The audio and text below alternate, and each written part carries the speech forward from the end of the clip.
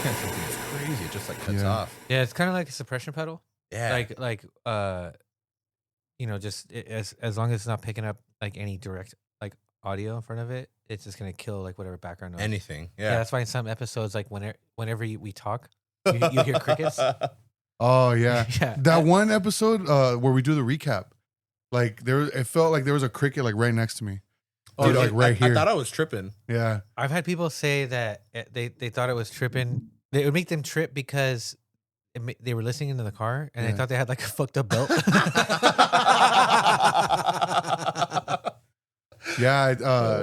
Nikki and Diane reached out to me and were like, you guys have a fucking cricket on this episode or what's going on? Special guest, Jiminy Cricket. Yeah.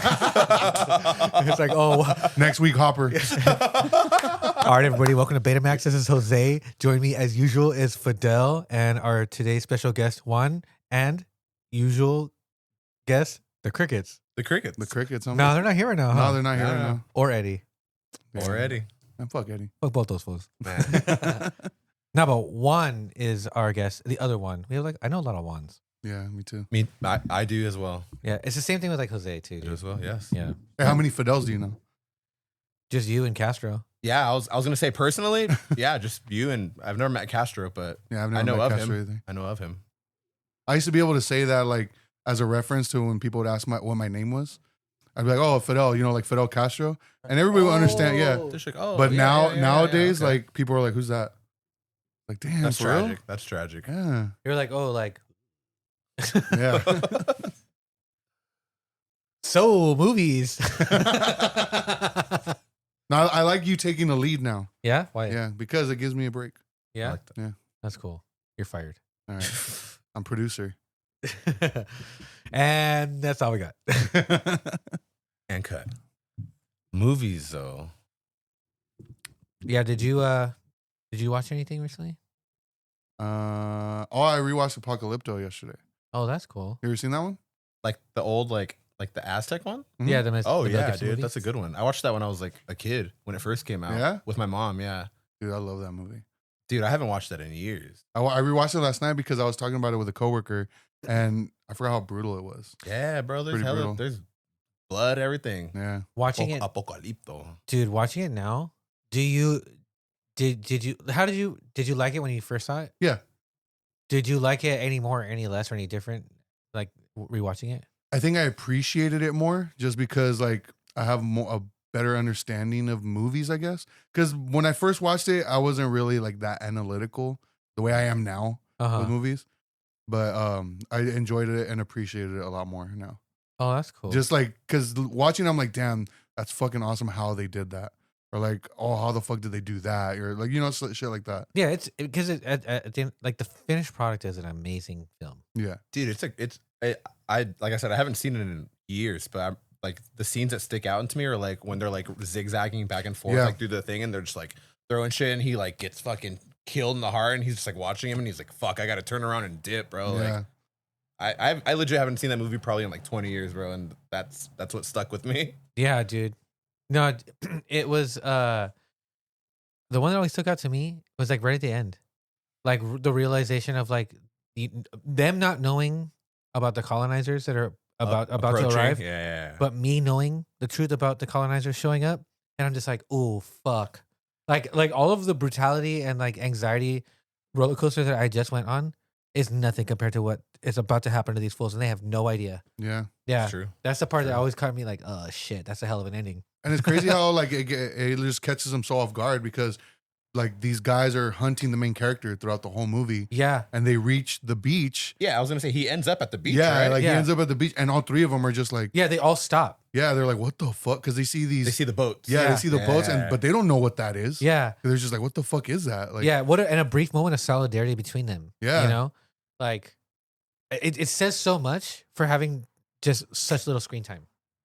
Yeah, no, it's a good movie. I feel like I gotta go back and rewatch that. It's on Prime, so that's how I watch it. It's funny. I see it on the recently added, and I'm like, I'm gonna save that. Nah, I'm gonna say it. No, yeah, it's still pretty brutal. It's like nonstop action and intensity throughout. Yeah, I was just like, fuck. And it's got like deep emotional beats. You know, like you get to know like the main character through like his, with his the link to his because his wife, him and his wife have a strong don't you see like his wife? Yeah, and like his he's got family a baby dynamic, and yeah. shit, right? Yeah, And you get to see a little bit of like the way that that tribe, yeah, his kind personal of, life. yeah, like you get you get enough of that, So it gives it like those true emotional beats. So you're kind of invested in this character, right? Oh, for sure. Yeah, and especially as a brown person, bro. I'm Dude. like, damn, dude, that could have been me. Dude, I mean, For real. low key, was somebody in our family a long time ago. Oh, for sure. Just in some way. Everybody looking all 100%. crust as fuck. Yeah, bro. Yeah, Dude, they do. tattoos, just crazy piercings, bro. Oh, that's my primo. Yeah, dude, all fucked up on ayahuasca and shit. I bet you all those motherfuckers smell like patchouli. Huh? Hell Oh, yeah, bro, 100%. Sign me up. 100%. 100%. Dude, like, we should redo a version of that movie where instead of the score that we got, we put like Disrupt. God damn. I will say the music was fucking awesome, dude. I don't remember the music Because like it was that. it was classical, but it sounded very like I'm like, is it Zimmerman? indigenous. Is it Zimmerman? I didn't look up who it was, to be honest. Interesting. But yeah, it did feel very like indigenous sounding, but like classical. Okay. It was tight. I don't remember. I don't recall it like that at all. Yeah, now I definitely want to rewatch it, dude. It's fucking awesome, dude. That's sick. Have you rewatched anything lately? Me? Yeah, like a rewatch. A rewatch. Damn.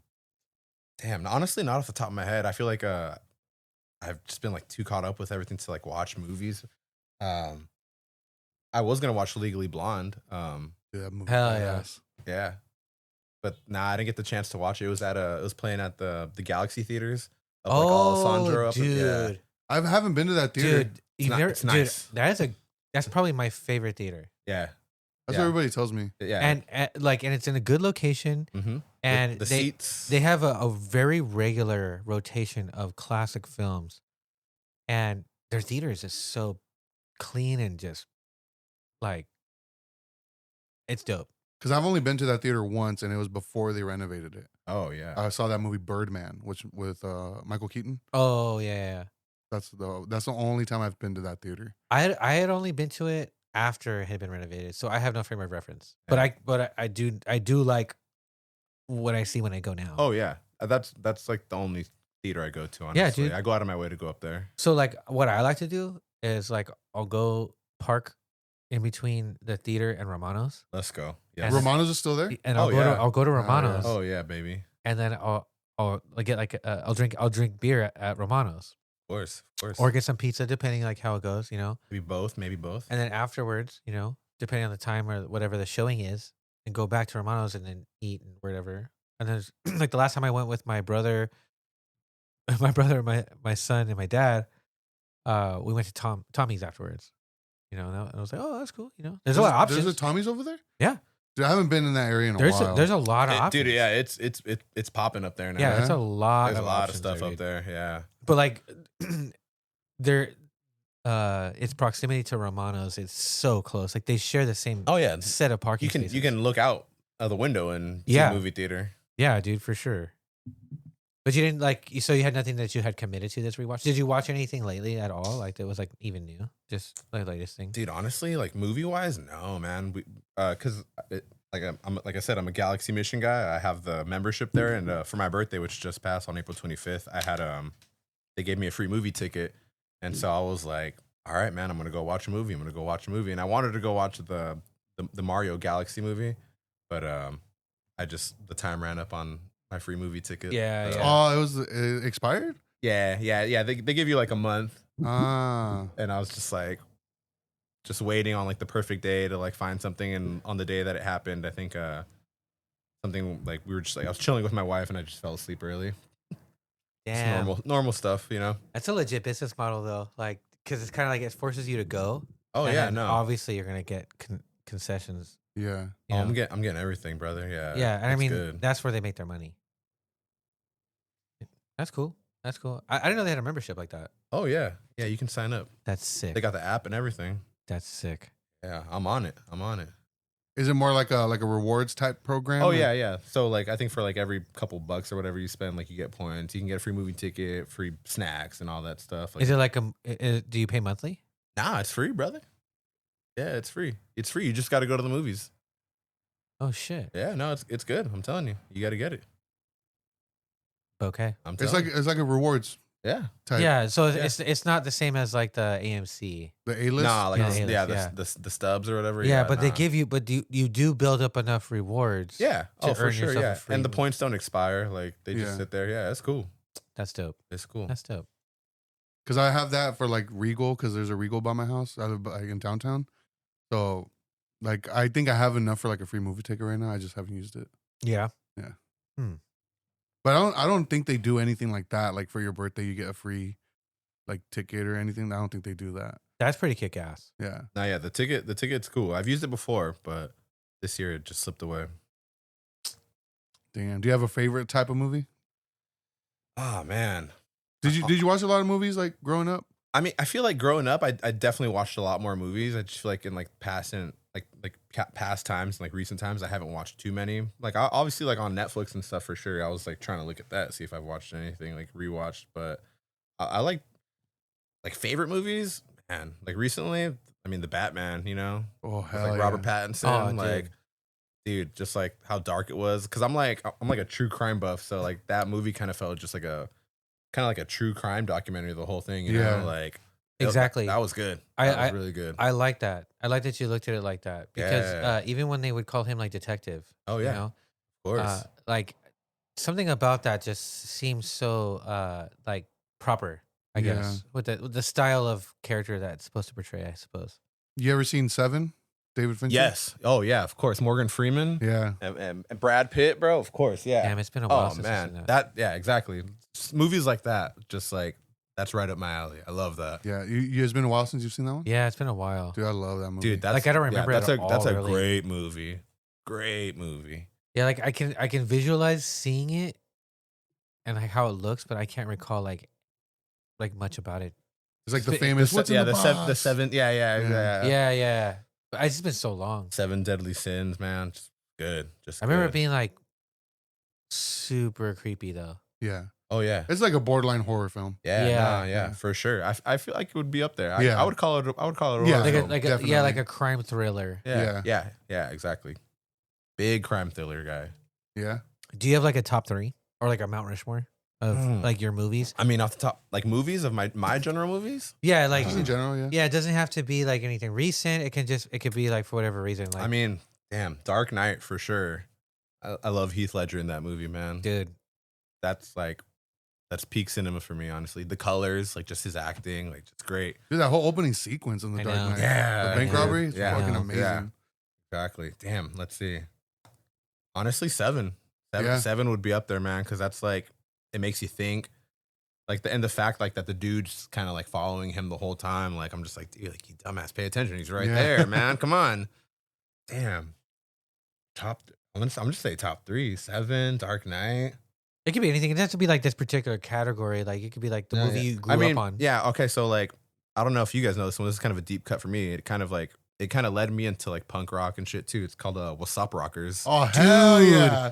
Let's Yes, go. yes, my boys right here. Yes, bro. Yeah, I literally. This is like, if obviously you guys remember, like when like DirecTV and all that shit had like Yeah. on demand movies and like the Sundance Channel and The like all this Sundance stuff, Channel, bro. yeah. Yeah, like indie movies. Like I remember just like I think my cousin put me onto it, and he was just like, bro, like you gotta check this movie out. What's Up Rockers? What's Up Rockers? And I was like, what, bro? And like we put it on, and I'm like, dude, like that was tight, bro. Like that literally that Loki that movie kind of changed my life, bro. Like I remember just like watching it and being like, damn, dude, like brown kids, punk music, skating. I love like, how shitty it looks. bro, yeah.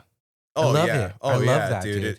dude. But in the moment you're like, damn, like this is it's just life. Yeah, and It's those just are life. and those kids are like real kids in a real band. Moral decay. More, Moral decay, baby. Yeah. Yes, brother. No, yeah. That movie changed my life, dude. That one's got to be up there for me. Yeah, like influential movie. Yeah, for sure. that's one. tight. Yeah, bro. Deep cut. That's tight. So did you see that movie? Was that the movie that got you into punk? Or Nah, introduced you to it? Or- Nah, I was like already like into punk, but like cause like my first show was the Addicts, the Showcase when I was 11. I watched that movie probably when I was like 14, like in high school. Yeah, because it's a little after. Yeah, for sure. But it definitely like solidified just like, man, like this is kind of like who I am. Like this is like it's cool. Like I like this is the kind of shit I'd get myself into. With them. Yeah. Like I'm like, dude, I want to be in a house with my homies, like doing band practice, and then just like, all right, let's kick it right here and have a beer with the homie Kiko, and get into trouble and like talk shit to security guards. Yeah. Like, oh, I'm Salvadorian, brother. Yeah. No, great movie, man. Yeah, I was definitely older when I saw it, but it definitely was dope. You know, Yogi's like one of his first bands is on that soundtrack. Really? Yeah. What band? I can't remember the name. I remember him telling me about it. Do you know Yogi, the drummer of Human Garbage? Not personally. No, not personally. Yeah, like one of his early like band. When I think he was like in junior high or some shit. Oh, that's dope.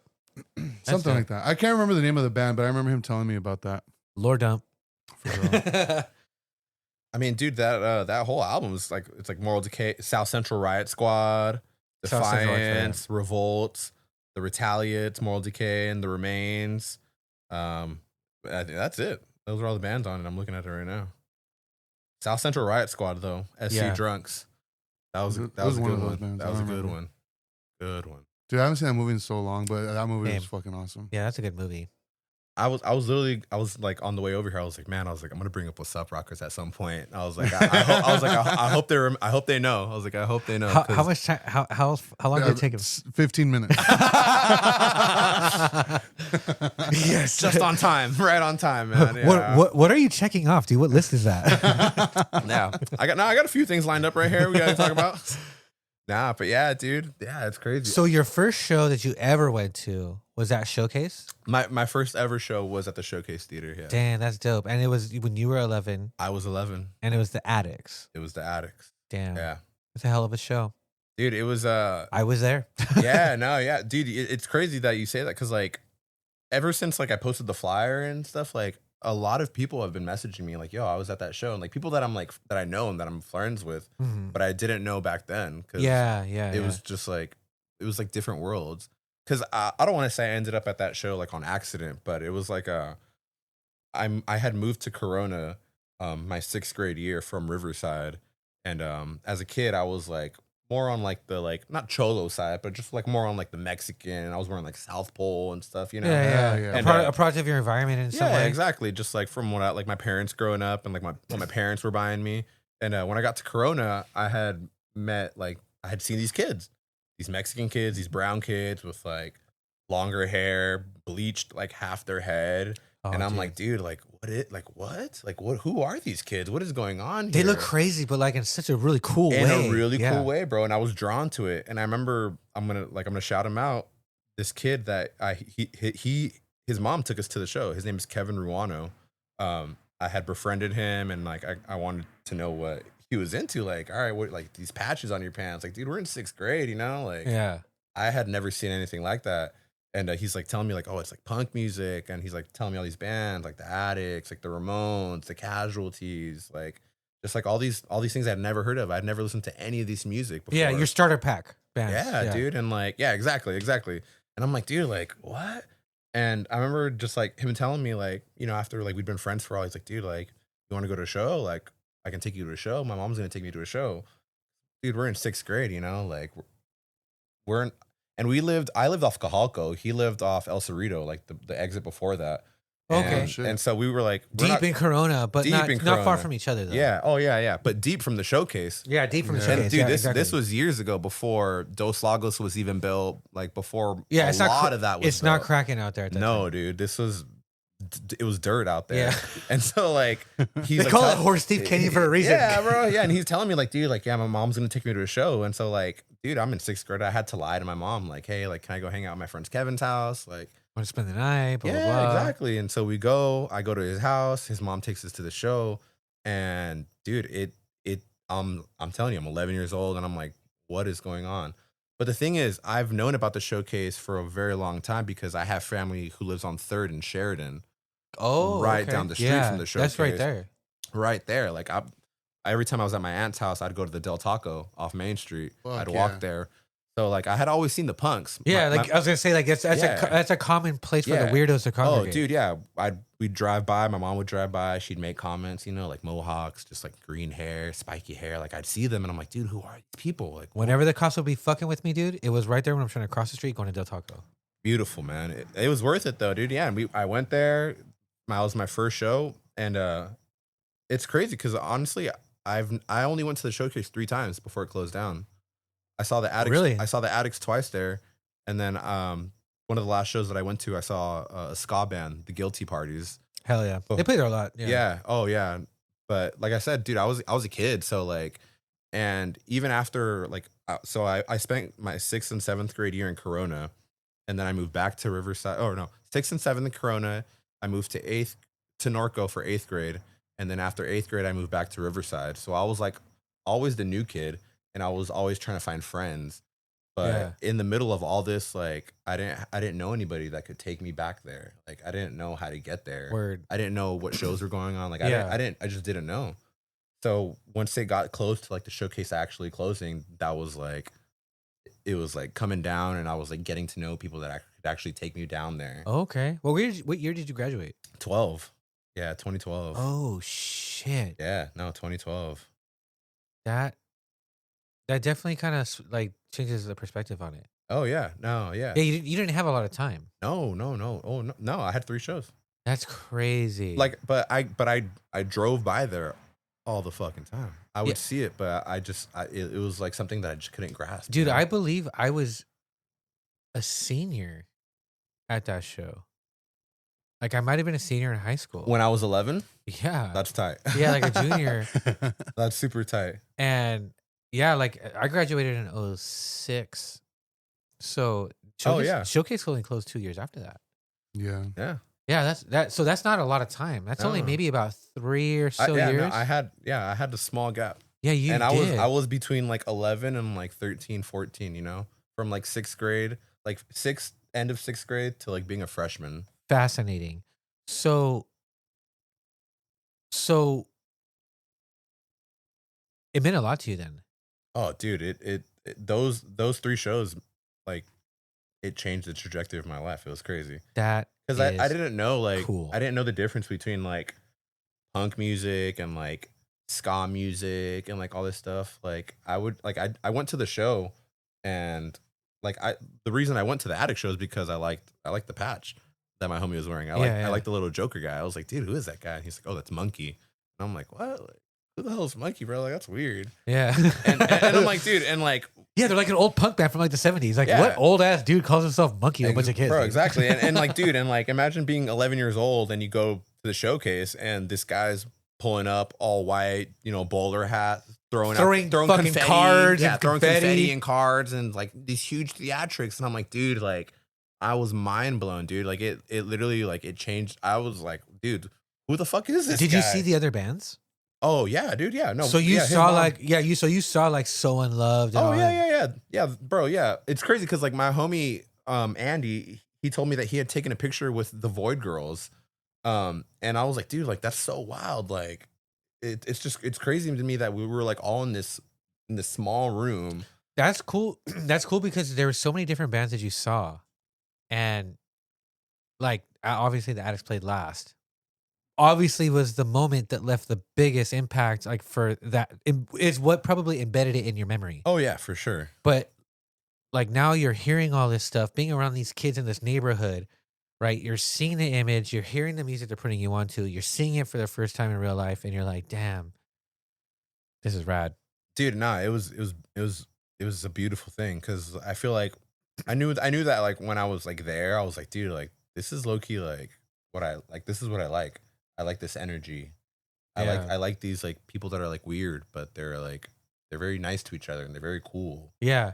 And it seems like a place that your parents wouldn't want you to be, but like little do they know. Oh, definitely not. Like it's got like a vibe and a culture to it that it's a little bit more safe and supportive than they think. Oh, for sure. Nah, dude, it's cool because like the whole time I'm like chilling with Kevin, like, and I'm literally just like in awe, and I'm like watching him like go and mosh and shit, and I'm just like, dude, like what the hell is going on? Like, what is this? Yeah. And like his mom comes and picks us up at the end of the night, takes us back to his house, and I'm literally just like, bro, like, what was that? Like, that was crazy. So what is it like for you when you talk to fools that like have a longer history with a place like that?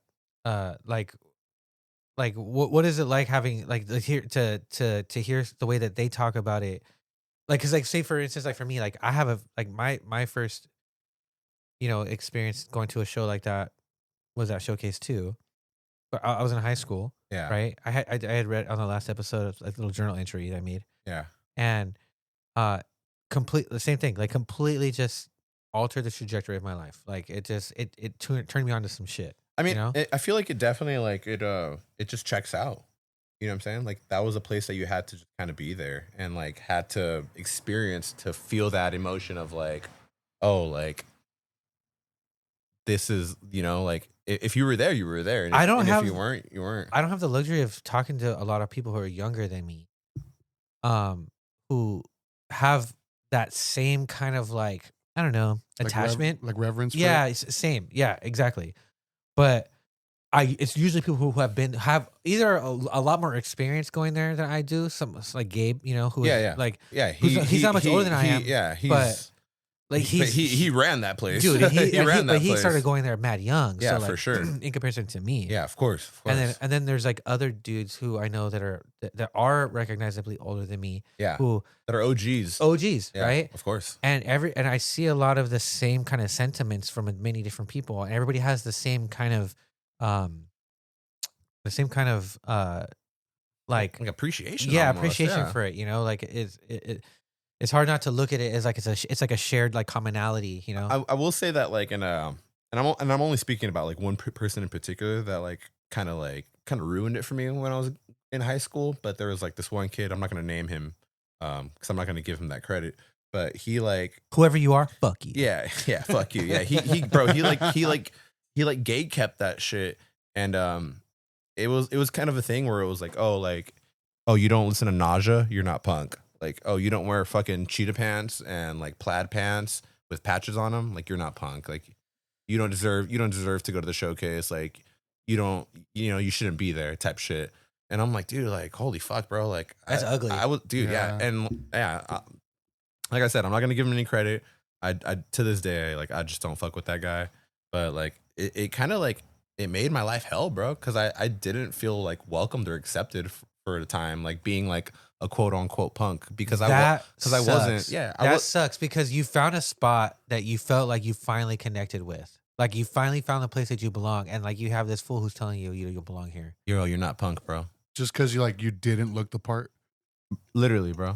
Nah, legit. Like bro was like, studded up, like half plaid, half cheetah pants, sewing, patches, the uniform, like dental floss and shit. Yeah, the uniform. Yeah, the Doc Martens and shit. Like, yeah, we could wax poetic all night about like how dialed in his uniform was, but at the end of the day, like who the fuck is bro? He? It's super unpunk to like tell someone how unpunk they are. Bro, it was, bro. I'm right? like, bro, like it was bad, bro. Like in high school, like bro would throw like milk cartons at us and like call us like names and shit. I'm not gonna say it, but he'd call us names and like just like it was like, oh, you don't, like I said, you don't listen to Nausea, you don't listen to Fear, like, and I'm like, bro, like just because I don't look like I listen to Nausea or Fear, like doesn't mean that I don't, you know what I'm saying? Yeah. And it was just like it was like how you're saying, like his uniform thing. Like if you don't line up with that, then you're not punk. Yeah. And I'm like, bro, like I've been to the showcase. Like I think he was like a senior or a junior when I was a freshman. So he was definitely older than me. And he had more time under his belt, but like that's just a product, of your environment. Like, sorry, I didn't grow up with like cool parents that would let me go here. Man, him acting like that makes him not punk. Yeah. Nah, bro. I was talking about that as not punk. yeah. That's not punk. That's not very punk of me. Yeah. That's not very punk of me. So how did that transition happen from like punk to the more like hardcore sounding bands? Dude, honestly, my like trajectory of like music is kind of weird and it's like all over the place. Cause I'm interested to know, cause like if you only got 3 shows worth of showcase, how did you get that fix? And how did that fix carry you from transitioning to punk to hardcore? All right. So like I said, I started school in Corona, my 6th grade year. I went to the showcase for my first time. I went to the showcase again. And then I'm like meeting all these like, you know, all the Mexican kids who are punks and stuff, and they're showing me all this new stuff. And it wasn't until I got to like high school where I met my best friend Juan, who's also in SPUDMACKENZIE. He's the guitar player.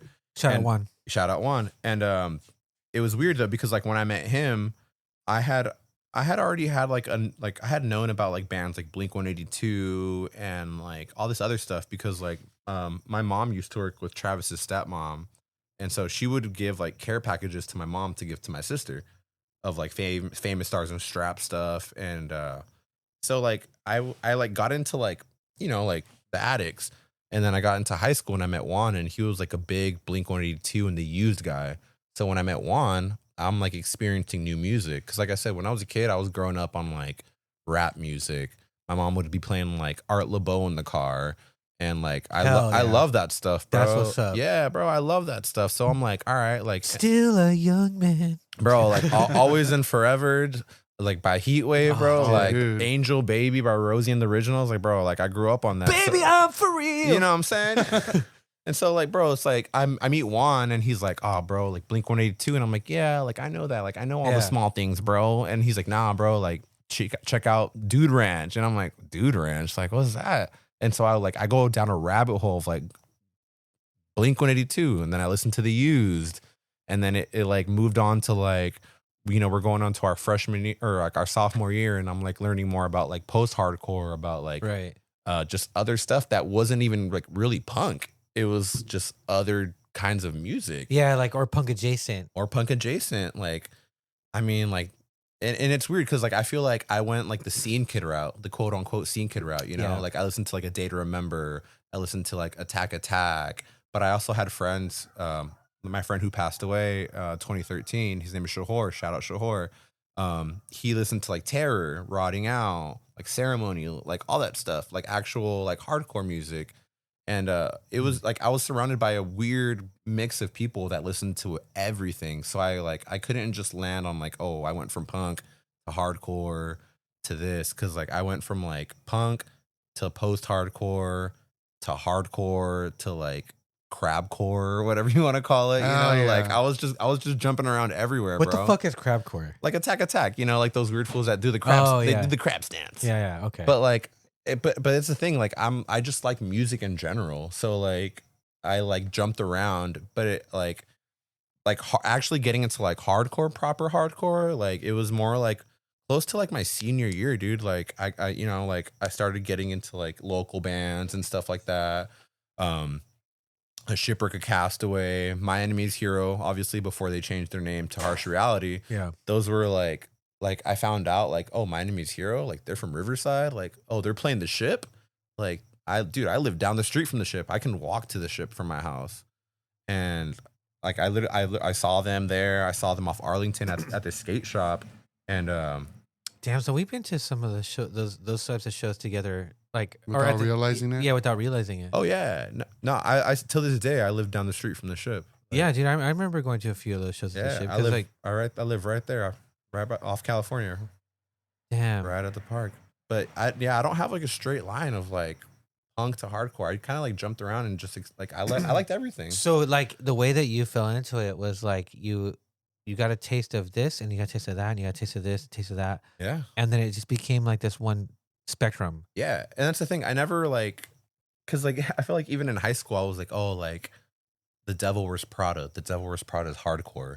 Right. And like people hated that I would say that, because they're like, oh, that's not hardcore. And I was like, fuck, dude, like I don't know, dude. Like it sounds like hardcore to me. It's heavy, it's heavy, bro. It's got breakdowns. Like, yeah, it's got like there's a formula that seems familiar to me. People are moshing. Like, why? What do you mean it's not hardcore? Yeah, they're fucking moshing the same. Yeah, I didn't know there was like subgenres and like, you know, I don't want to say gatekeepers, but I like that. That's but like proper hardcore, you know? Yeah. Like, and I'm just like, dude, I don't know. Like, that's dope though. I feel like that's kind of the way that it should be, you know?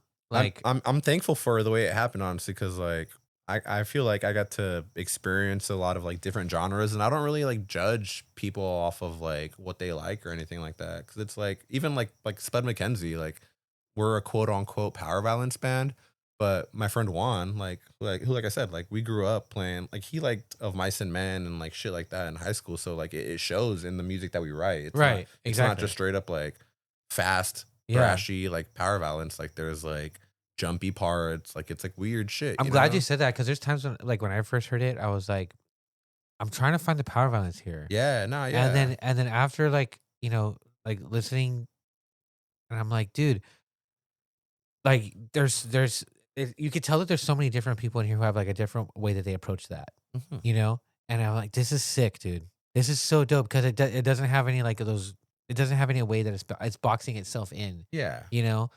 It's not formulaic. It's not formulaic, which is kind of Powerviolence, you know? Like, like to me, it's funny because like when we started the band, I was kind of just like, I wanted it to sound like that, and then like we started writing together, and it became like something totally different, and I was totally okay with it because I'm just like, dude, like we're just vibing, we're just writing, like I don't even care, like I'm just gonna call it Powerviolence. This is your like, best bud. Yeah, this is my best bud, bro. Like he taught me how to play guitar, he taught me how to play bass. Like he played guitar in high school, so I was like, all right, you play guitar, so I can't play guitar, so I'm gonna have to play bass. And that's cute. And it worked out though. Because I'm not a good guitar player like that, you know. Like, but you're a hell of a bass player. I'm a hell of a bass player though, baby.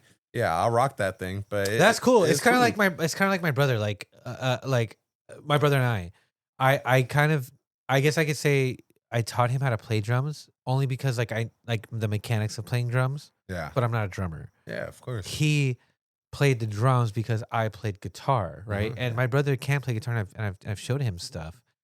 But like, whenever it's him on guitar and me on drums, it just sounds like two knuckleheads having fun, making noise. But like when we switch it up, it's just like, oh, there's something happening here. You know? They know what they're doing. Yeah, it's the same thing. You know, like where it's like you can't like, oh, we can't both do the same thing because otherwise, how are we gonna make this work? That's exactly what it was, man. It was interesting times, just trying to like figure it out. Because yeah, when I met him, I was like I said, I was into like the Addicts, the Ramones, like just kind of like like you said, like the starter pack punks. Yeah. And he was like, oh, Blink-182, and like he was showing me like how. I was like, dude, like, and he'd been playing guitar since he was like 9 years old, and so he was like super skilled, and I'm like kind of like in awe of him. I'm like, dude, like you know how to play guitar? Like that's kind of crazy. Well, like, even watching him at the show, because like that was like the first time I think I was able to like just kind of see like everybody like, you know, in their element type thing. Yeah, and bro was like you could tell that he was obsessed with playing guitar. Bro's a shredder, dude. Yeah, dude, like you could tell that like bro's a shredder. Yeah, he has a certain like vibe to what he does. Like he's super into it. Like I can admire like when someone has like they're geared out to a way because they have a tone and there's a certain thing that they're trying to accomplish. Oh like, yeah, you could see it. You could see it. Yeah, no, he's dedicated for sure, bro. That's tight. And that's why like I love him. I love him being in the band. Like I love how weird he is. I love how he doesn't give a fuck about anything when he plays, because that's like it feeds off. I feed off of it. I'm like, dude, like you're fucking weird. Like, all right. I like how you dropped it. I can be fucking weird like too. It was like Scenester punk, because like you could like I feel like you kind of tell he looked like he looks like a former Scenester, like in a way, like, or someone who's like super into the Locust or something, you know? Oh, bro, probably. You know what I mean? Like they had like a certain look. It's awesome, you know. Like it also kind of reminded me of like Olga from Toy Dolls. Yeah, for sure. Like you can't help it. It's like, wow, this guy. But I feel like that's what like kind of like makes us. Like it's just like, all right, like these guys don't look like your regular punks or like your regular Powerviolence guys or anything. Like we got like Juan, who looks just like, I don't want to call him a hipster or an indie kid, but he is like he loves Tame Impala. He loves Neon Indian. Like he loves. You have someone who obviously looks like some sort of like experimental rocker. Yeah, you dude. know? And we got Powers, big boy. You know what I'm saying? Yeah. Like big beatdown guy. Like we got Nate. You know, obviously 97 Minutes, Load the 9, like all this crazy stuff. And then I'm up there just like, I don't know what the hell kind of category I fall under, but it's like I feel like we're just not like your typical group of guys that play music. Yeah. And Rich wasn't at that show, but Rich is in the band as well. Yeah, and like you guys sound really good together. It's like it's one of those situations where everybody just kind of like knows like the assignment, and everybody is showing up to do their job. Yeah, no, that's all it is, man. Like a winning combination, if you will. Oh yeah, for sure. No, yeah, once we're in there and we lock in, it's a beautiful thing, because those guys are literally all those guys I've known for over a decade, and I've played in, I played in Harsh Reality and like My Name Is Hero with Rich, and Rich is actually the reason why like Spud McKenzie's even a band. When I was in Harsh Reality, 2012, 2013, we were actually driving to Canoga Park. We were gonna go play what's the I'm like, can't even think of the name. The legendary spot. Cobalt. The Cafe. Cobalt. Yeah, we're gonna go play the Cobalt Cafe with Vice and like a few other bands. And I remember Rich showing me like Powerviolence bands, and I had already listened to Powerviolence bands like Mayonnaise the Bastard and like you guys. Like I had known about you guys from like Mayonnaise the Bastard. Yeah, bro. Crazy. Yeah, from like the homie Ryan Connolly. Like we played like shout out Ryan. Yeah, shout out Ryan. We played Corona Pony Ball together, we played on shout out Corona Pony. Shout out Corona Pony. Yeah, we were on the Red Sox, bro, and like I got him his first Addicts patch. Like he got me some Mayonnaise the Bastard patches. Like wild. We were kids, bro, and like yeah, he put me onto like Powerviolence. But at this whole time, I'm like, oh, this is still punk, because it's like power chords, Like I'm like, oh, this is punk. I didn't know that there was like punk, Powerviolence, grindcore, like all this other stuff. Yeah, it's all the same shit. It's all the same shit. I was a kid, bro, and like once it comes to like me being in Harsh Reality and all this stuff, like me and Rich, like we're in the back seat of the van or we're in the middle seat or whatever, and he showed me bands like Weekend Nachos, like Sex Prisoner, like all these, like Life of Refusal, like all, like just all these bands. I'm like, damn, bro, like what is this? Like this right here, like this sound right here is super dope, because it's not like the stuff we're playing right now that's like hardcore. It's definitely like fast. It's like it feels more punk, but it's really heavy too. And it feels crazy. And he's like, "Oh, this is Powerviolence," and I'm like, "Bro, this is crazy." And he's literally just like, "Dude, we should start a Powerviolence band." And I'm like, "Dude, like I'd be super down." And he was like, "We should call it Spud McKenzie." And I was like, "Holy fucking shit, bro!" Like, dude, he'd been thinking about that for a minute. Yeah, for real. Dude, no, he had it locked and loaded, bro. It was crazy. And I'm like, bro, and like he groomed you, dude. Oh, I know. but like in the best of ways. So I told him, like when I first joined the band, I was like, yo, dude, I was like, me and you, we're gonna be best friends, bro. And he was kind of just like, well, all right, like what the fuck, this fucking kid. and I'm like, nah, dude, like watch, we're gonna be best friends, bro. And like to this day, like we're really good friends, like we're in the band, like it's been. Yeah, so all you fools are just like mad close like that, dude. Those are all my best friends, bro. Because like I mean, even from like because I've known Powers for a while, you know? And he's always like in the mix around the same time. Oh yeah. I mean, Powers was in Run Amok, at that time. Yeah, Run Amok. Shout out Run Amok. R.I.P. Wombat. Like those are just the guys. And obviously, like when I left Harsh Reality, Powers stepped up and eventually took my spot, and it was cool because it was like that's the homie, and like I still kept in touch with Harsh Reality. Like it wasn't like I left on bad terms or anything like that. Like it was all love, and so like being around them, it was still cool. Like I'd still go to their shows. Like it was just all love, and like you're just not playing with them anymore. Recently I've been playing with them, but I'm not in the band. I just fill in like whenever I feel like I want to. Yeah, or whenever they're playing. Or whenever they ask me to, Okay. But do they not have like a permanent bass player? No, they have a permanent bass player. It's just that actually we were gonna play a show. Spud McKenzie was gonna play a show, and we like had to drop it because Harsh Reality was gonna play, I think, like Larry Fest, and the schedules collided. Like the schedule kept getting pushed back or whatever, and I actually had wanted to join Harsh Reality again because I was like, dude, like, you know what? Like, these are my boys. I'm playing music again. And like Spud McKenzie was cool. And like, it was filling like, like the vocals of like my, like the vocal aspect part of it. But I was like, dude, like I'm a bass player. Like I want to get on a bass and just fucking be weird. And so I asked Adrian, I was like, dude, like I want to play bass again. And so like the homie CJ joined us, and they were having 3 guitarists and I was playing bass.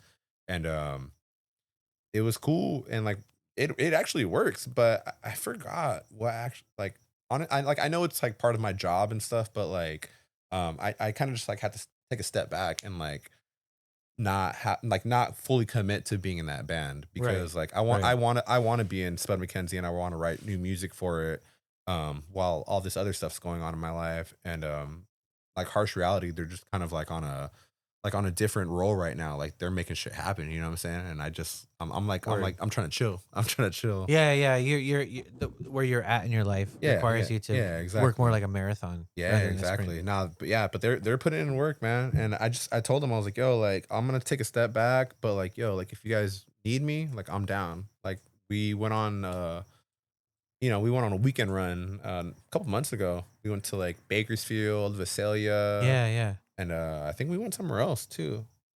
Or it might have just been Bakersfield and Visalia. But man, those shows were amazing. Some of the best shows I've ever played with them in my life. Shows like that when you're doing like small little tours like that.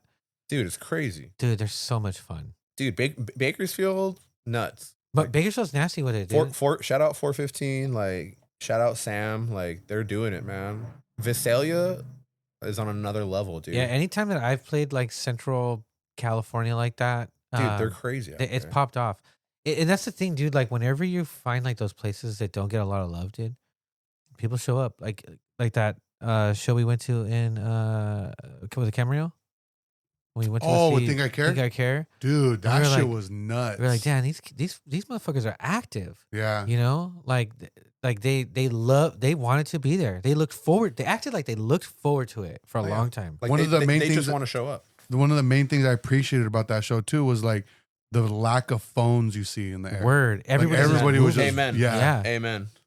Yeah, dude. Like it wasn't about like anything else other than just being there. Yeah, it was moshing, bro. Yeah, no, dude, and that's how it is. Like a lot of those places, like in the times that I've toured with AC/DC, like at least when I was in the band, like few and far in between, it was like a venue.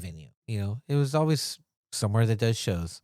You know, sometimes it was in someone's house or someone's basement. You know, and like when you're a band that doesn't normally come out that way, people get excited. You know, and it's always so much fun. You know. It's awesome. Nah, it was beautiful, bro. I'm telling you, like it was bro. I legit like I tell all these guys in Harsh Reality, I'm like, dude, like low-key, that was the best show I've ever played in my life. Fuck yeah, dude. Like there was like it was at a church too. I think we played maybe like third, maybe second, but like we were one of the early bands for sure. But literally, as soon as we're pulling up, bro, there's legit like probably like 50 kids like outside the church just like waiting, and I'm like, nah, no way, bro. Like these kids really showed up this early, and literally like we we're setting up, and Adrian's calling them in, like, yo, like get up here. Like if you're gonna mosh, like mosh, bro. And that's like, cool. Bro, they moshed the whole fucking set. It was cool. Crazy. That sounds like so much fun. Dude, I threw up after the set. That was a good set then, bro. No, it was the best. I'm telling you, it was the best set. It was the best set. And like legit, like one of the kids caught me outside when I was throwing up. And he's like, yo, you good? And I was like, yeah, bro. I was like, I'm good. Like, I'm just kind of going through it. He was like, man, like, that was dope. And I talked to him. I was like, yo, like, are you from out here? And he was like, yeah. He's like, I live like down the street. I just meant like, hey, are you from like out here in Visalia? And he's like, nah, I live down the street. And I was like, bro, like, that's crazy. And like, he's like talking to me and telling me how like shows are like, because that show that we played was kind of like a fest. It was like a spring break type of fest. And it was crazy. It was popping. Yeah. And I'm just glad that like they invited us out there, because I was like, dude, like these kids, like I'm sure they get shows out there, like local book shows, but like something that like that capacity where it's like a bunch of like bands from out of town, like they went crazy for us. And I don't know if they've heard us or heard the music, but they showed out, bro. Yeah, it's like one of the situations like we were talking earlier about that Orange House. Like where it doesn't matter like the band or the music, who's playing or what's going on. Like those kids always show up, and there's a bunch of them. Yeah, no, it was dope. It was dope, and that's the thing too. Like the Visalia show too. Like it was just a bunch of kids that weren't like quote unquote like they looked like hardcore kids or they looked like punk kids. Like it was a mix of everything. Like it was just like weirdos. You know what I'm saying? Oh, hell yeah. And that's what I love. Like I love the weirdos. Yeah. I love the weirdos who are just like who come to want to mosh and like want to dance and shit. Like, yeah. That's the beautiful part of it. I'm drawn to weirdos, dude. Yeah. Weirdos just seem to be like the best people, dude. That's my comfort. That's right. Yeah. Those are my people, bro. Those are my people. It's my tribe, dude. Those are my people. You know? It was beautiful stuff, man. You want another beer, dude? You want another bell tower? I still have. And I'm still good. Oh, you still working on it? Yeah. You want another? So I'll take one. I'm gonna crack one, dude. Yeah, of course. From the packing house. Go for it. All right. Welcome back. Do you have a favorite tragedy song? Tragedy song? Damn. No, bro. I'm just kidding. Nah. So movies, huh? Back to it. Yo, you guys heard of this movie called What's Up, Rockers? No, it's kind of crazy hearing you talk about how like getting into power violence and like the bands you were naming is like it consists of people that I know. Yeah. So it was kind of strange. I mean, dude, even like you know, RP to your guys' boy, bro. Like apathetic Ronald McDonald, bro. Like the homie Ryan put me onto that shit too, and I'm like, bro, like the name itself, I'm like, bro, like apathetic Ronald McDonald, bro. Like that's such a cool thing. Like just the name itself, I was like, Ronald McDonald. Like, why is he so apathetic, and why is he apathetic? But like I said, bro, like just I can tell you why. Yo, put me on. Nah, put me on. That's crazy. Dump the lore, homie. Yeah, so if I'm not mistaken, and like shout out Eddie, and I would love if Eddie would tune in, Eddie from ARM or anybody. Yes, please. But when that band first started doing like releasing like their demos and whatnot, it was very heavily influenced by like, you know, the perils of capitalism and consumerism and stuff like that. So one of their earlier releases was The World Consumes. Man consumes as the world dies, or something like that. So like the content and the visuals, because Eddie did a lot of the the graphics did all the graphics and everything. So it was all very flyers and heavily influenced by like corporations having no soul and having no empathy, remorse, no remorse. And especially a place like McDonald's, who has no issues with like promoting like and selling to people who they are also like, you know, not giving like quality food to and stuff like that, you know. And just like overconsumption. Yeah, so apathetic Ronald McDonald kind of was like that vibe, you know, because at the time, like when the band started, like you know, he was very much like super crusty, you know. Oh yeah, for sure. So a lot there was, and you know, they were in high school, you know. Yeah. Nah. So if I'm not mistaken, I believe that's kind of why they called it like that. Yeah, no, dude. A lot of those bands, like I said, bro, like I didn't even know like power violence was like a thing at that time. I was just like, oh, like this is just like a faster version of like punk music. Dude, I remember Ryan like telling me like before, like talking to me about like No Mas. And I'm like, what the fuck? Like, No Mas. Yeah, like I didn't think that there was like anybody in the world other than like me, Tom, and Francisco that knew about that. Yeah, you know? no, dude. Ryan is like, I don't know, man. Ryan played like a major part in like my childhood growing up too. Because like I said, we played Corona ball together, bro. So it's like we were together all the time. You know, like we'd have practices, we'd have games, and like it was over a whole season, bro. Right. Like it was like I didn't know him before, but like once the season was over, I was like, bro, like this guy is like he's one of me. Like he knows what the fuck I'm talking about. Like cut from the same cloth. Yeah, exactly, bro. Yeah, exactly. And it's like, bro, it's funny. I didn't know if it was gonna be too much, but I was gonna bring like my vest and like I have like a denim jacket with like my Mayo patches on there from all those years ago, bro. And the reason I asked you about that Unit B show, because I have an ACX DC patch from that show. Oh, really? Which one? Yeah, it's just like a skull with like it's like upside down and it has like the upside down cross on it. Oh, I'll send you a picture later, but that one. Yo, that's crazy. Yeah, that one. Yeah. That's crazy. He said, "Oh, that one? Yeah, bro. I have that patch like sewn onto a jacket." I just, for those who are listening, I just showed him a picture of the tattoo on my dick. Yeah. No, dude, it's huge, bro. No, that's crazy. Yeah. So the tattoo, it's on my arm. Yeah. But it's the AC, his third arm. The later AC/DC logo that we had come up with, and it says DCLXVI, which is Roman numerals for 666. Yeah.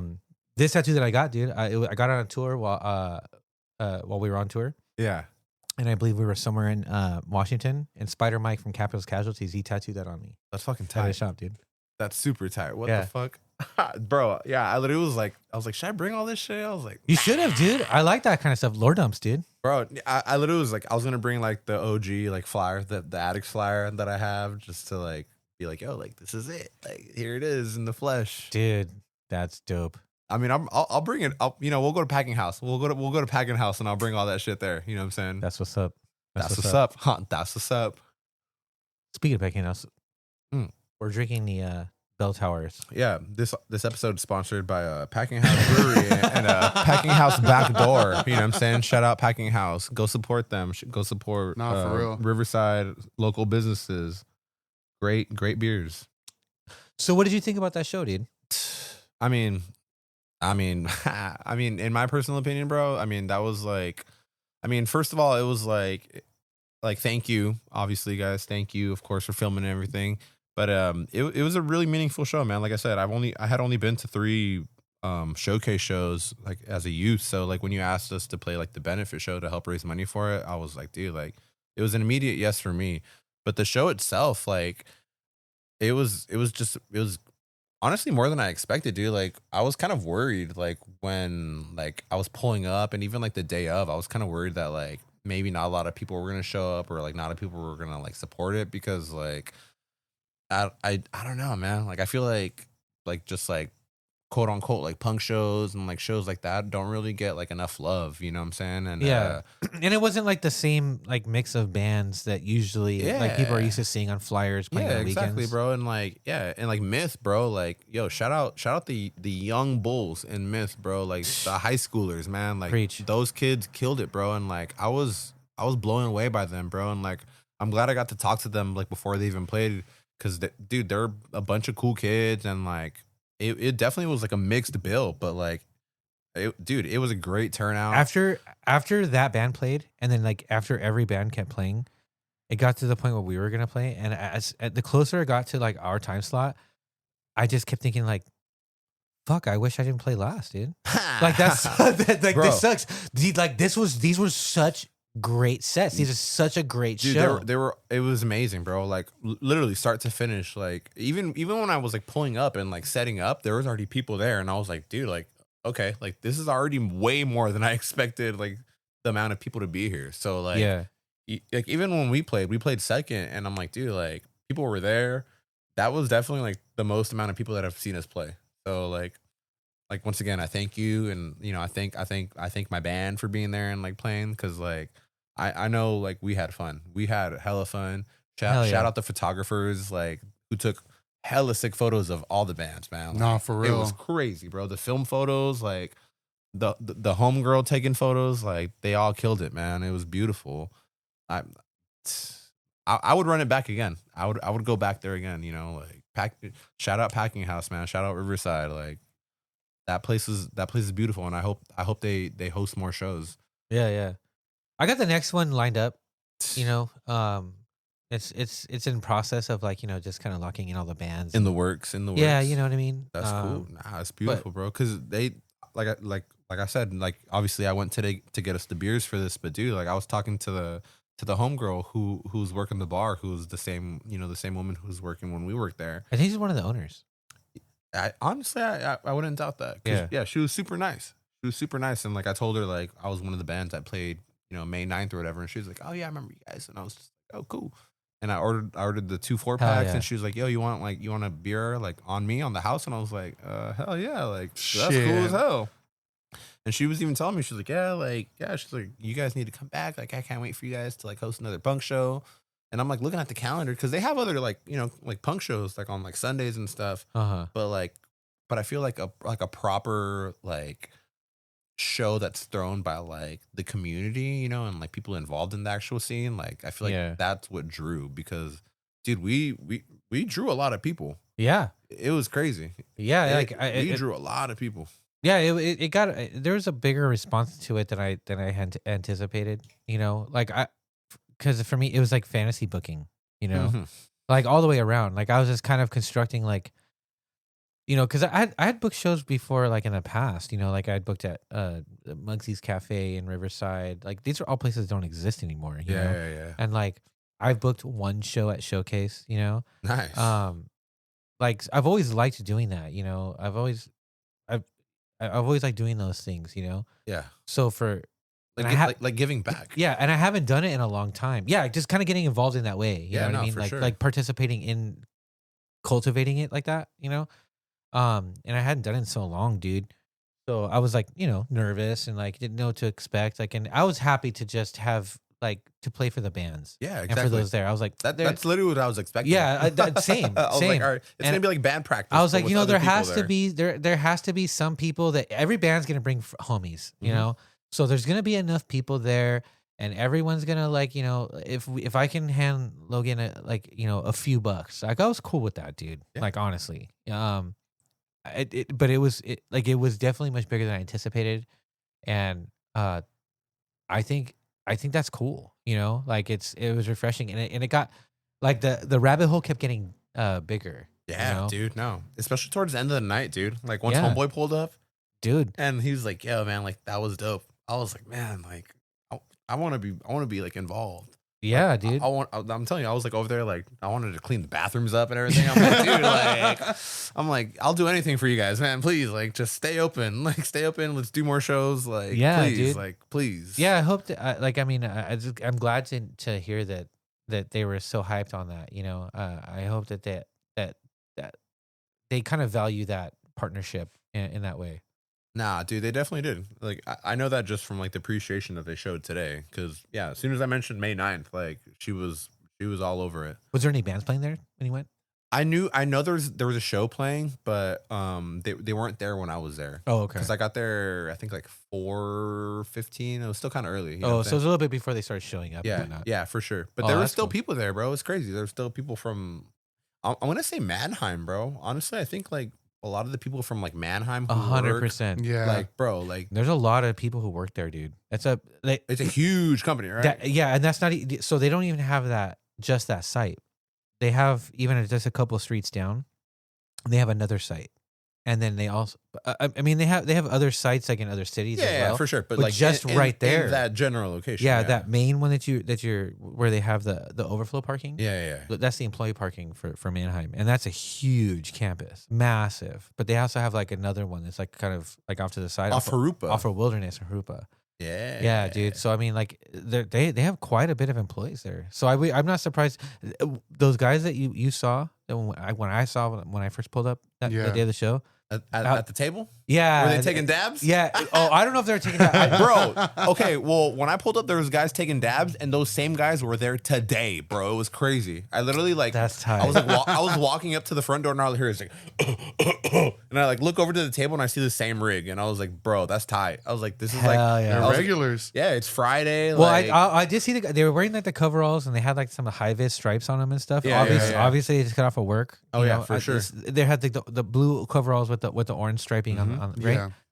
Yeah, I mean those guys were from Anaheim. It's got to be them, bro. Yeah, for sure. Like, where else are you coming from? Yeah, they could, and I'm sure there's dudes who work at the like at the airport and stuff too that probably pull up. Like, it's a good spot, you know. Is. Nah, it's prime location, bro.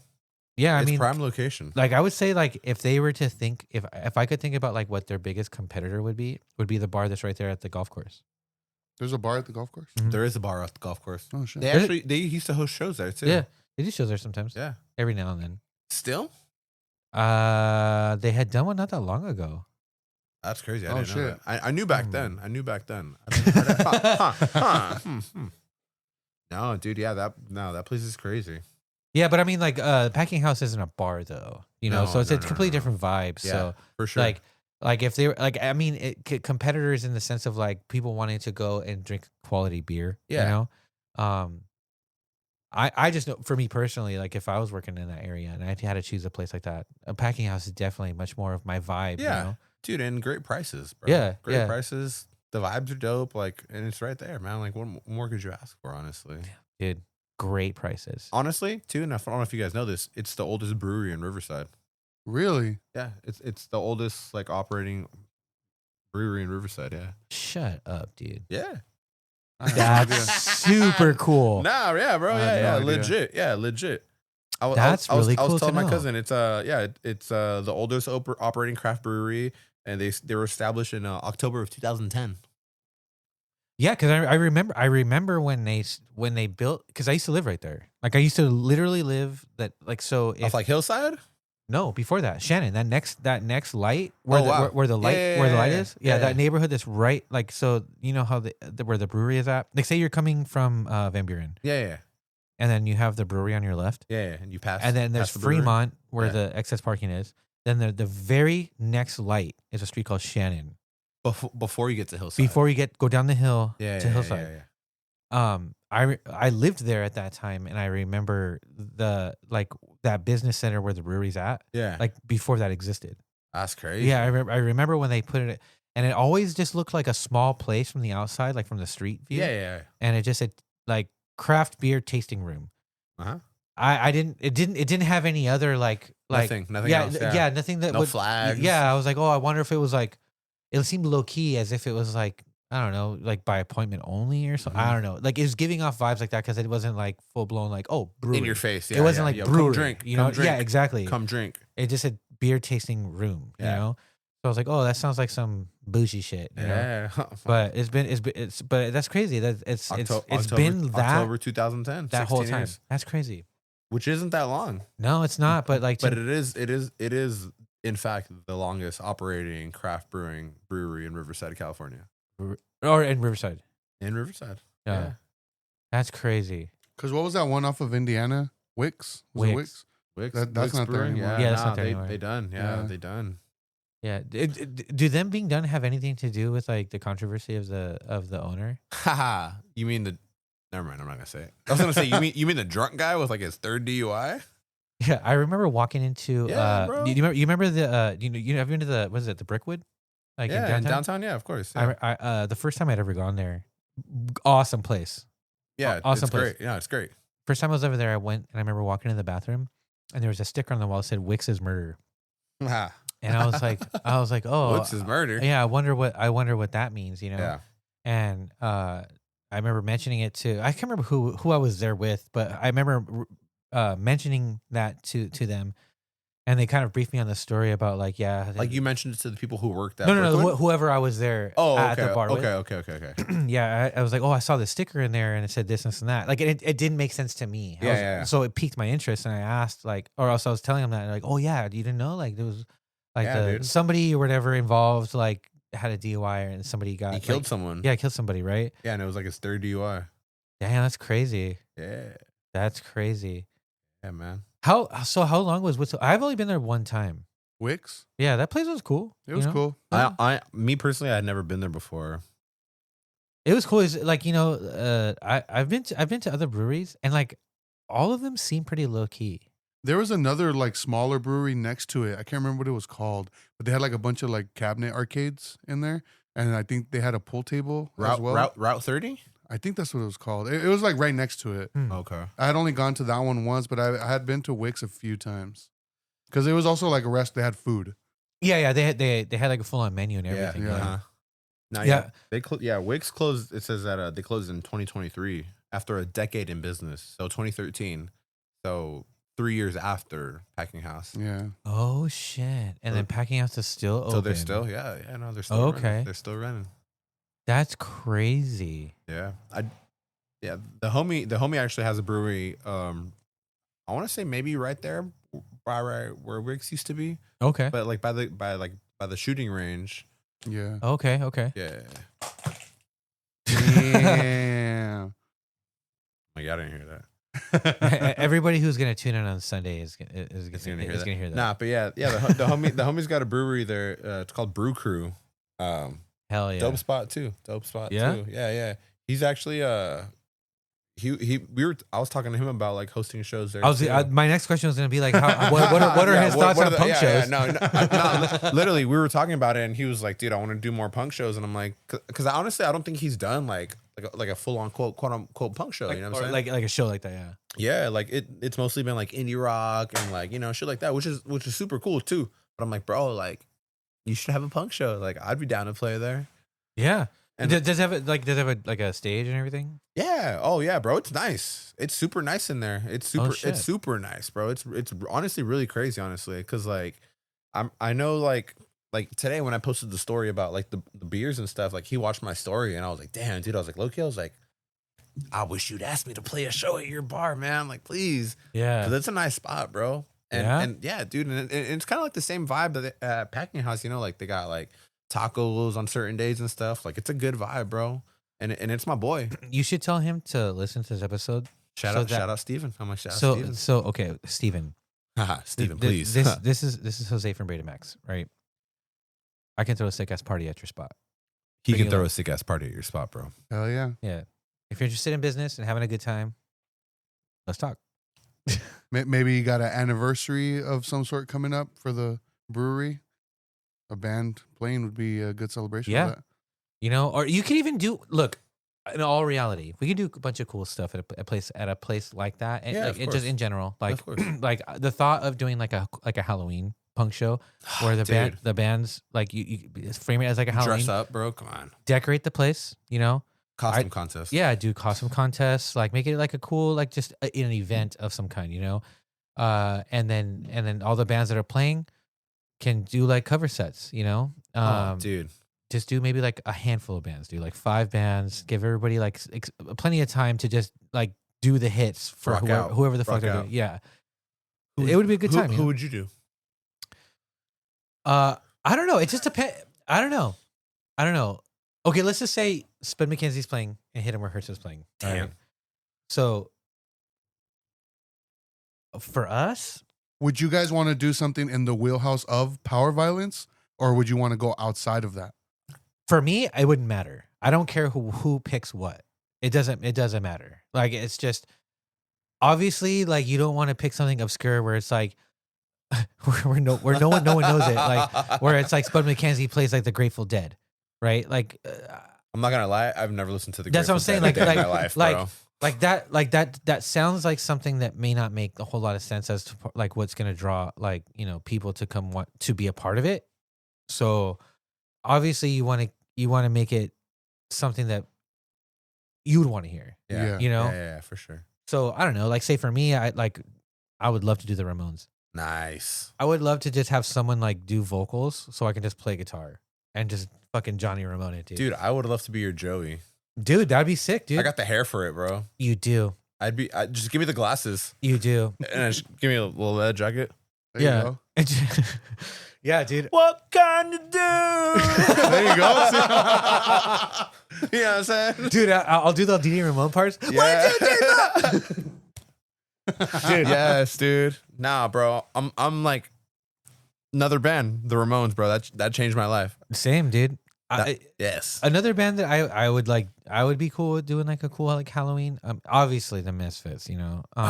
But like to do like a full cover set, like I don't know, like something like Nirvana would be cool. Or dude, have you heard the SPUDMACKENZIE cover that we did of Vampira by the Misfits? No. That's tight. I gotta show you that after this. You know what I'm saying? Oh, yeah, dude. we did. We released it on Halloween for like the occasion. You know what I'm saying? That's sick, dude. I did like a Vampira. Dude, I did like a. So when we recorded it, I did a screaming version, like a power violence version. Yeah. And then I was with Juan, and I was like, bro, I was like, I'm gonna do my Glenn voice, and I fucking hit that shit. And he was like, bro, he's like, low key, he's like, that was really fucking good. Yeah. Was it the better version? What do you mean? Oh, like the old, like the 10 hits from hell type shit. No. Oh, did you record both? Oh, we overlapped them. It's both. It's the screaming version and the singing version. Oh, like together. Layered? Yeah, together. Yeah. It's pretty dope. I'm gonna show you after this. It's dope. It's only on SoundCloud. It's only on SoundCloud? It's only on SoundCloud, yeah. It's about to be on Spotify now, baby. Because we're gonna end the show with that one. That's dope, bro.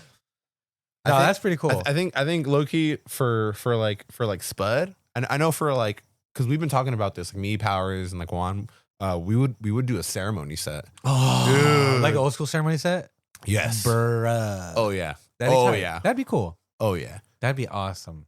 But I know I would also want to do like a Rage Against the Machine set. Oh, dude. Because like I love like. See, you can't go wrong with these types of like these cover sets. Like I would love to do like a Mind Eraser. I feel like people would fuck with that. Oh yeah, of course. Even though like it's a little bit like more obscure, you know. Nah. But I mean like the ones who know, you know what I'm saying? Especially exactly. Especially like you guys, like when like Smoke did the Slipknot cover set, bro. Like, dude, that's legendary, bro. Oh, dude. I mean, the whole get up, bro. Like, if I saw, that's one set I wish I filmed. Especially because I was standing right behind you. You were there and you didn't film it? I know, yeah. That's crazy. Because I just assumed like, oh, someone's got it. Yeah. I think it is filmed. Yeah, no, it is. Right. But like, I wish I would have just filmed you like doing the scratches and shit the whole time, just to have that point of view. Yeah, because the only I don't really I love personally the full spectrum footage. Yeah, like of like everybody. Oh yeah, mostly the crowd. You know, was it Media? 917 Media? No, he was there, but he was there, but he didn't film it. Like it was a bunch of different like random footage. So the one I remember, I think he goes by Virgin Ears. I think that's what he goes on YouTube. Okay, I know he got a lot of footage. Damn, all right. But it would be cool to have like just some of that specific because DJ cam. Yeah, exactly. Because like you could just see in the back, you could see in the background, and like you couldn't really like. There's only certain videos you can hear and see like at certain points, you know. Because that was fun. Like like I don't know if people realize that you were actually like back there scratching. Yeah, you know, like and it was literally everybody like doing like it was legit. Yeah, you know. No, yeah, for sure. Everyone doing their own parts. It was cool. But I've asked them like, would you guys be down to do that again? And like, if I were to book a show, and they had come to an agreement that that's not something they wanted to do again, at least like right now. Yeah, you know? For sure. So it's like, oh, that'd be cool. But I just know that like, but just keep it in the back of your head. Who knows? If they wanted to do it again, I can't imagine them wanting to ask somebody else to do the scratches and stuff because I have like the file still and everything. You know, yeah, of course, like I practiced. I practiced it so many times. Yeah. But that was fun, dude. I do want to give a quick shout out to Smoke 909 though and David because I've said this over and over to him. You guys might not know it, but without Smoke 909, SPUDMACKENZIE would not be a band. Really? And that's a fact. Really? Yes. Why is that? So like I went on like a hiatus from like music and stuff after I left Harsh Reality and stuff, and I didn't go to shows. I went to like you know, like for the children and stuff like that. But like later on, you know, like 2021 maybe, after like the COVID thing happened, I started hanging out with Harsh Reality again because I was like, dude, you know what? It's been like 10 plus years of like me not hanging out with my boys, me not like being there. You just kind of checked out a little bit. Yeah, it was after my homie Shahor passed, and I was just like, bro, like I couldn't do it. You know what I'm saying? I couldn't be around it. And I was like getting back into it, and my first show back that I saw Harsh Reality, I went to go like just support them, and I was like handling the merch table. It was at the Slab in San Bernardino, and it was like Harsh Reality, Smoke 909, like a few other bands were playing, but I saw Smoke 909, and they had just started, and I'm like, bro, like the show popped off for them, and I'm like, bro, tight. And I'm like, dude, like who the hell is Smoke 909, bro, like. And I'm literally just like, damn, like these guys are so dope. And I remember going up to David and being like, bro, like you guys are dope as hell. You guys are cool. And he's like telling me like, dude, like, oh, we like just started. Like this was kind of like an idea that like I had, like I was in bands before. And like, you know, he like basically just wanted to make music again. Mm-hmm. And I was like, dude, like low-key, I was like, that's inspiring because like I want to make music again. And he's like, dude, you should do it. And I was like, you know what? Like, all right, bet. And so like I started writing music, and I saw Smoke 909 like a few more other times, and like I remember I went to go see I don't know if they were playing. But they were in San Bernardino at Baseline Studios, and I caught David outside, and I told him the same thing. I'm like, dude, like, yo, bro, like you guys are dope. Like I love you guys. Like you guys are killing it. And he was like, bro, like thank you. Like you're like, it's kind of like, I felt like I was being kind of weird, you know? Like I was like, dude, like, I don't know if I'm coming across as too much, but he was like, dude, like, nah, this is dope, bro. And I told him straight up, I was like, bro, like you're going to inspire me to write music again, bro. And that's what happened, bro. Like, that's cool, dude. Yeah. Without Smoke 909, without David, like for sure, like we would not be a band. I'm gonna pause it. Yeah. You can press play. I forgot where we're at again. He was giving. Oh, yeah. Shout out David. Shout out Smoke Yeah. 909. Because if it wasn't for Smoke 909, there'd be no Spud McKenzie. There would not be no Spud McKenzie. Damn. None at all. And it's I tell him every time that I see him, I'm like, bro, like I hope you know that. Like I wonder if he would he's just not. like, dude, the guy from Spud McKenzie, dude, every time I see him, he fucking tells me the same shit all the time. Nah, dude. we cool. We cool. David's cool. David's the boy. But it just like it blows his mind. It like genuinely does. Cause like I feel like back then, like when I don't know. I'm looking from like an outside perspective. Like I feel like his first shows, like I don't think they thought like they would go as far as they have, Mm-hmm. And it's like it's dope what they've done, bro. Like they got the live vinyl, like they got the videos, like bro, it's super dope what they've done. And like I'm just like, bro, like hell yeah. And I literally tell him all the time, I'm like, bro, like you inspired me to like start a band again. That's tight. And yeah. And bro, it's crazy because it's like I said, Rich, whatever 2012, 2013 was like Spud McKenzie that started. And it wasn't until 2023, 2024 where I was like, dude, you know what? Like, nah, we got to make this shit happen. Hell yeah. And it just worked out. And I That's sick. asked everyone if they were down to do it, and everyone was down. That's dope. Yeah. No, That's dope. shout out Smoke, shout out David, shout out Rodrigo, you know what I'm saying? Hell yeah. The homies. Shout out Spin Kick. Shout out all them. Yeah, shout out all that. Cause Shout out homies, inspiring homies. yeah, bro. No, yeah. Shout Word. out homies, inspiring homies. Homies inspiring homies. I love Yeah, that that's shit. It's a cool. beautiful Yeah. thing. Yeah, it's a beautiful thing, dude. Shout out Spud McKenzie, dude. Shout out. You guys are Mackenzie, awesome, bro. man. Thank you. we're working our way. We're working our way. We're doing our thing. Do you have one song that is like the song that you can attribute to putting you on to like all the things that you're into now? Like, Ooh. doesn't have to be like something you heard recently. Like when you look back on like, oh damn, like this one song is the one I will always revisit because it's the one that changed it all for me. Joker in the Pack by the Addicts. Oh my gosh, that's sick, dude. Because that's literally me. I have that. So we like Spud McKenzie has a song called Dolor Eterno. It's called in English it's, Eternal Pain. Yeah. But at the end we have a verse in English, and I say I'm the Joker in the Pack, and it's like an ode to to Monkey and the Addicts, because I genuinely am the Joker in the pack of my friends, and yeah, it just fit well in the moment, because yeah, I love Monkey, I love the Addicts. The Addicts changed my life, and no, yeah, that song definitely for sure. Episode title: Joker in the Pack. Joker in the Pack. Yeah. All right. Either that or Return of the Mac. Return. Yeah, either Joker or. in the Return of the Mac. Yeah, Joker in the Return of the Mac. Joker in the Mac. Yeah, Return Joker in the of the Mac. Pack. Wait, what?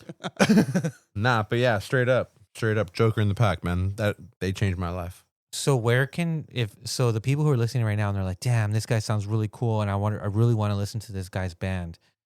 Where can they do that?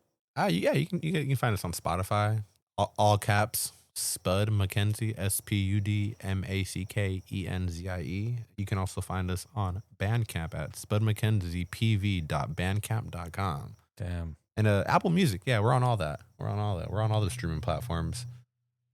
But yeah, if you want to listen to us, yeah, that's cool. Or you can come out to a show. You know what I'm saying? Follow the Instagram, Spud McKenzie PV. Definitely come out to a show. Yeah, come out to a show. Honestly, we don't play a lot, but it mean a lot to us, because whenever we do play, it means a lot to us. You know? Merch game fire though. Yeah, dude. Yeah, yo, That preppy Powerviolence shirt. Yo, that's and bro, it's funny because like someone that came up to us that like bought a shirt, they like caught the joke.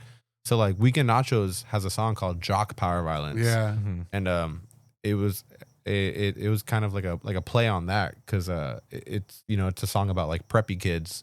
Like I'm not saying I'm the preppy Powerviolence kid. I'm saying that like there's preppy kids like infiltrating the punk scene and all this stuff, and they're they're the cool kids who want to be punk. Yeah, and like in the lyrics in the song, I tell them like you're spewing your lies and you might have them fooled, but when I look in your eyes, like I see the truth, and it's and it goes out to like those kids that are just there to like look the part. yeah. You got your colored hair, you got your patches, you got your your crowd of your friends, but you guys aren't moshing, you guys aren't banging your heads, like it's just. you guys are just there for the show. Too cool. cool. What I'm saying? Yeah, you're too cool. You're too preppy. You know what I'm saying? Yeah, you're not actually punk or anything. Like you're just here to look cool. You need somewhere where you can be cool and popular. Yeah. Or you want to look the part of like being a misfit. You know, like you used to be the preppy girl in high school or the preppy guy in high school, and now you're like you're an alt kid, a quote unquote alt kid, as the new kids are calling it. You know what I'm saying? Yeah. But it's like I can see through that. Tourist, because you're not. Yeah, you're a tourist, cultural tourism. Cultural tourism. Yeah, and that's cool. That's or they fine. call it culture vulture. Yeah, that's cool. Yeah. But it's like yo, if you're gonna be part of it, dance. Do a little dance for me, bro. Yeah. Do a little push mosh for me. Walk the walk. Walk the walk. Yeah. Mosh the mosh. Push That's the cool. push. You know what I'm saying? Push the push. It's funny because I was gonna ask, like, as like a closing question, what you would, as a homie, Yes. say to inspire another homie, but I feel like you just did it. You did that was it. As I mean, nah. As like a serious answer, what I would say from one homie to another homie. I mean, what I would say is, honestly, just be yourself, man. Because like I said, I grew up. I don't want to say like the perfect route of like going into like, like Tony Hawk Pro Skater 2 until like going to the showcase and to go into like all these other cool bands into like, into hardcore. Like I was all over the place, bro. Like, and I didn't touch on a lot of stuff that I grew up on. I like soul music. I love Mayer Hawthorne. I love funk music. I love all kinds of stuff, bro. Like I love corridos. Like, I'm Mexican, bro. Like I didn't learn English till I was 5 years old when I went to kindergarten. So like, A huevo. So yeah, bro. And it's like, like you just gotta you gotta accept who you are. And like, sometimes, like your line of trajectory doesn't line up with other people's, and that's okay. Like be yourself. Don't let other people bring you down, because those are just, their insecurities on themselves being projected towards you. So like I said, I'm the joker in the pack. Whoever hates on that can hate on that, bro. I'm still gonna be smiling. Like I'm gonna be the weirdo that I am. And Bars. That's it, bro. Like, Bars. Like, yeah, be yourself, man. Enjoy it, because it's all about having fun. That's literally all that's what I learned that first night that I saw the Addicts. It's all about having fun. Nothing else matters. Hell yeah. That's it. Well, That's all I got. Thanks for being a part of the podcast, dude. And thanks for being a part of like the things that we do. No, thank you, man. I'm always grateful to be a part of everything you invite me to be part of, Jose. Hell yeah. It literally means the world to me, because it keeps the memory of the showcase alive. It keeps the memory of like that 11-year-old kid in me inside, and that's what keeps me going. You know what I'm saying? I don't want that to ever to die. And if I can help anyone out and let them know that they don't got to be the perfect model of a punk or a hardcore kid or whatever, like, it's okay. I'm just trying to enjoy it. I'm just trying to live my life. I'm trying to be like Peter Pan, dude. I'm just trying to surround myself with all the Lost Boys, dude. Yes. I want to be Captain Hook. I'll be Glenn Close. The Boo Box. All right, we'll see everybody next time. All right, lady.